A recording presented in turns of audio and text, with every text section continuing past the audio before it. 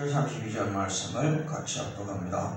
30절 여호와께서 여호에게 이르시되 내가 나보기에 정직한 일을 행하되 잘 행하여 내 마음에 있는 대로 아합의 집에 다 행하였은즉 내 자손이 이스라엘 왕위를 이어 4대를 지내리라 하시니라. 그러나 여호와가 전심으로 이스라엘 하나님 여호와의 율법을 지켜 행하지 아니하므로 여로보암이 이스라엘에게 범죄하게 한 그 죄에 써라지 아니하였더라.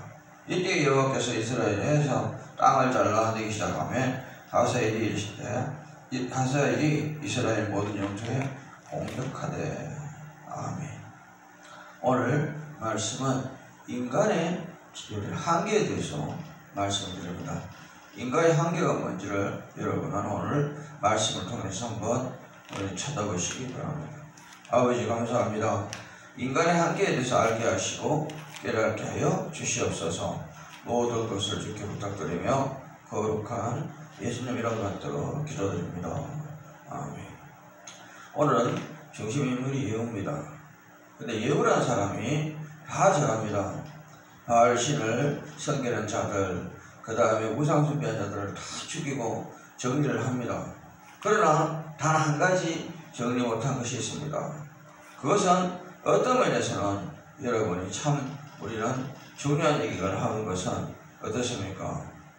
우리는 다 정리했지만 한 가지 못한 것은 우리는 그죠? 근본적인 면에 안타까운 것이 뭐냐? 우리는 예후는 바알을 멸하였으나 여로보암이 하나님 곧 금송아지를 섬기는 일을 떠나지 못하고 그 일을 지속시켰죠. 여기서 여로보암의 하나님의 곧 어떻습니까? 금송아지 섬기는 일.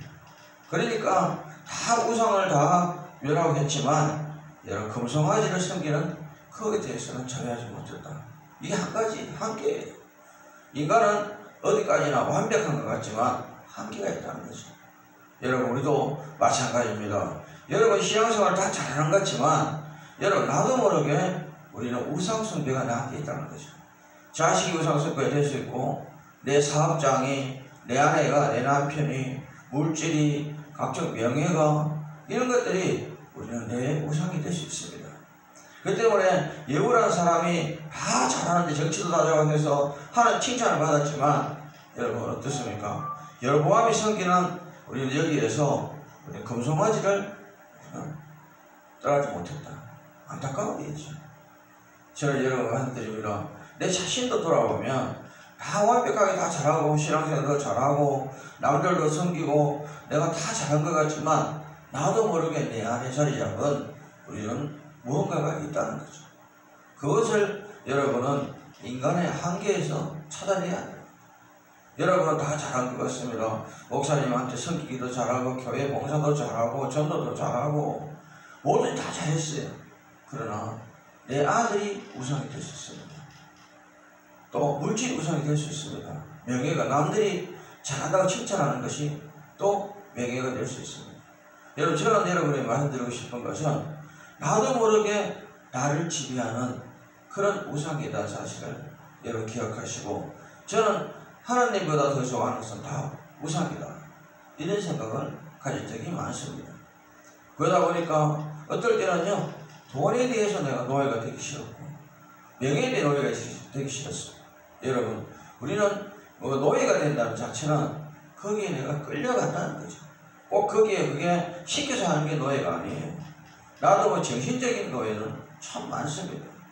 왜냐하면 자식을 걱정하고 신앙생활보다 자식 걱정이 먼저인 사람들이 보통 부모라면 많습니다. 없는 사람 있겠습니까? 그 다음에 물질에 대해서 자유한 사람 별로 있겠습니까? 욕심이라는 것. 그렇기 때문에 저는 말씀드리지만 우리 인간의 한계는 욕심이라는 죄의 분리 속에서 나오기가 어렵다는 거죠. 욕심은 뭐냐? 내 자식도 여러분 잘 되는 것이 내 욕심이에요. 그건 하나님의 뜻을 내가 어떨 때 거슬지도 몰라요. 하나님은 내 자식을 당신 쓰시겠다 하는데 요즘 목사들이 전부 고난을 받고 고통을 받고 사는 게 어려우니까 내 자식은 목회를 안 시키고 싶은 게 부모의 마음입니다. 이게 여러분 어떤 면에서는 우리 부모들이 자식에 대한 욕심인지도 모릅니다. 하나님이 원하는 것이 무엇인지 찾지 못하고 내 자식은 내 남편은, 내 아내는, 내 형제는 다 행복해야 되고 다 여러분 고난의 길을 가면 안 되는 걸로 다 생각하고 그 기도를 하고 있습니다. 저는 여러분에게 말씀드리지만 하나님 뜻이 어디 있나요? 먼저 생각해 보시기 바랍니다. 하나님 뜻이라면 생명까지 드리겠다고 여러분은 각오를 하고 다짐을 했습니다. 신앙 고백 속에 그 말씀도 있습니다. 그러나 과연 우리는 그렇게 하고 있습니까? 다시 한번 생각해 보시기 바랍니다. 오늘 여기서 여호가 하는 행동들을 보면 너무나 여러분 하나님 보시기에 합당합니다.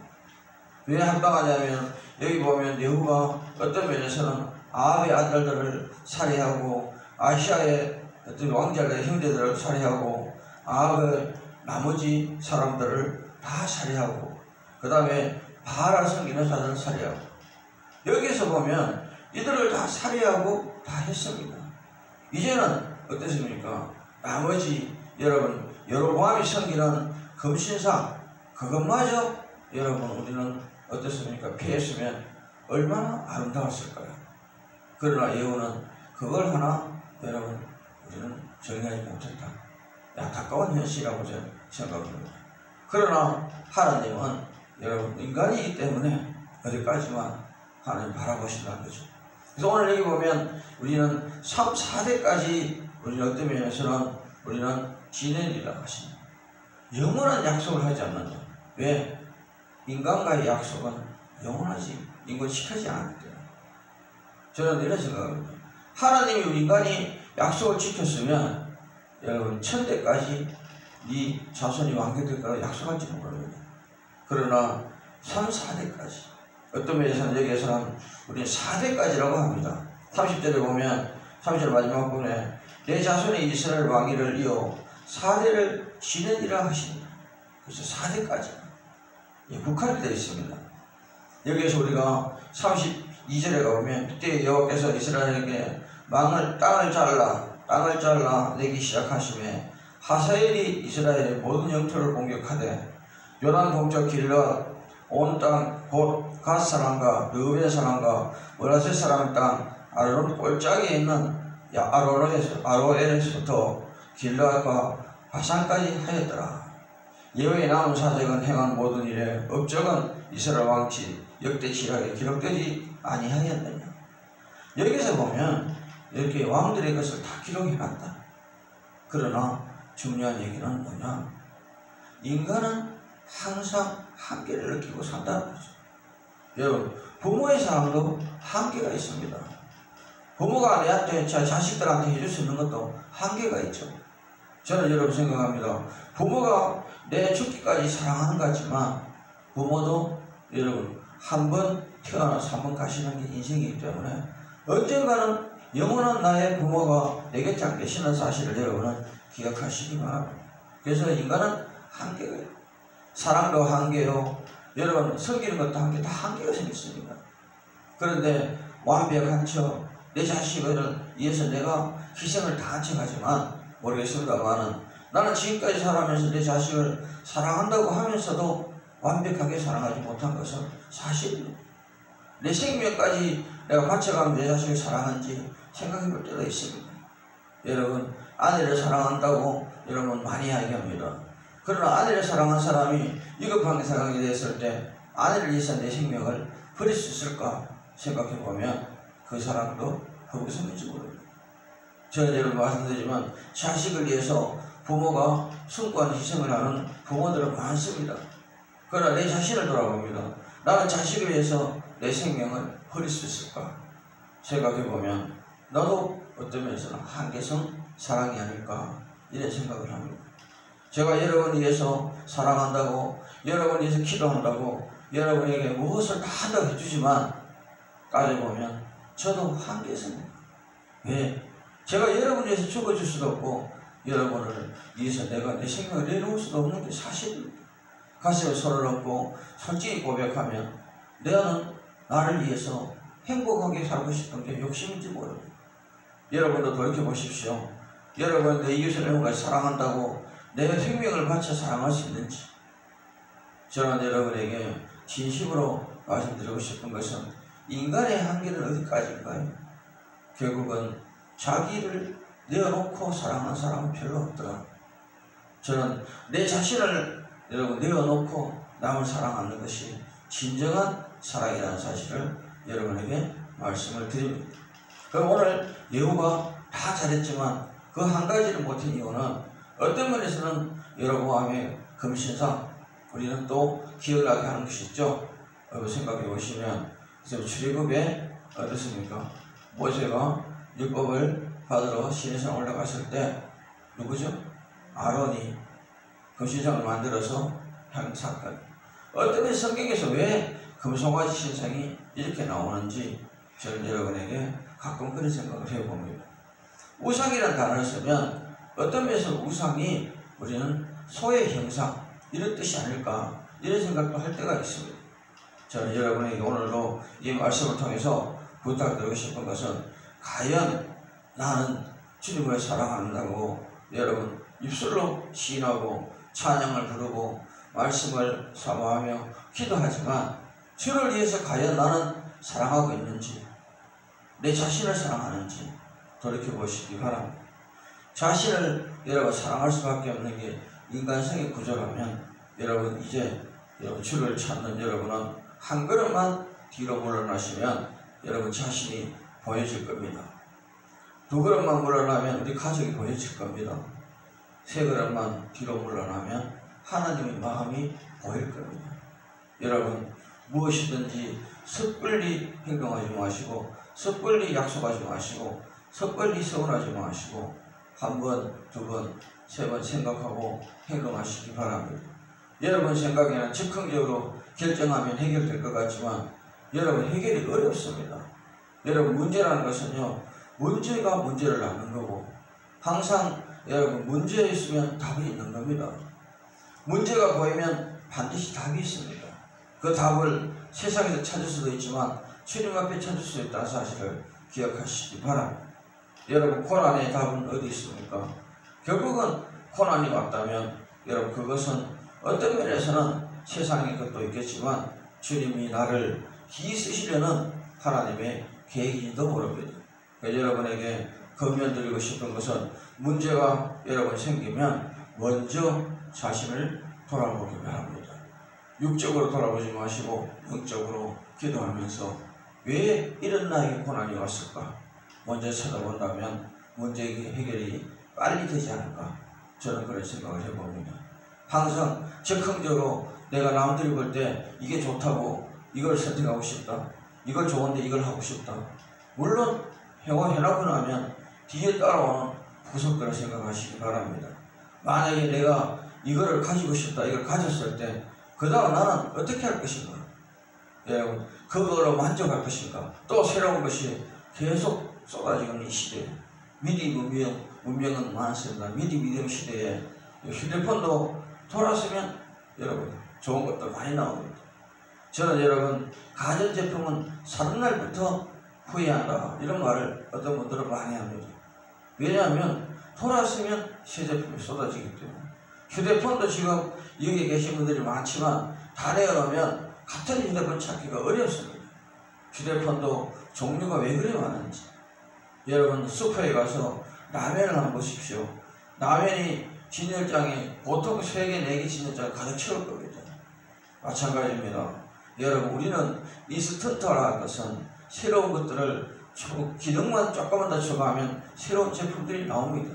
휴대폰 옛날에 냉장고라 하죠. 여러분 휴대폰에 무거운 냉장고 휴대폰이 있었어요.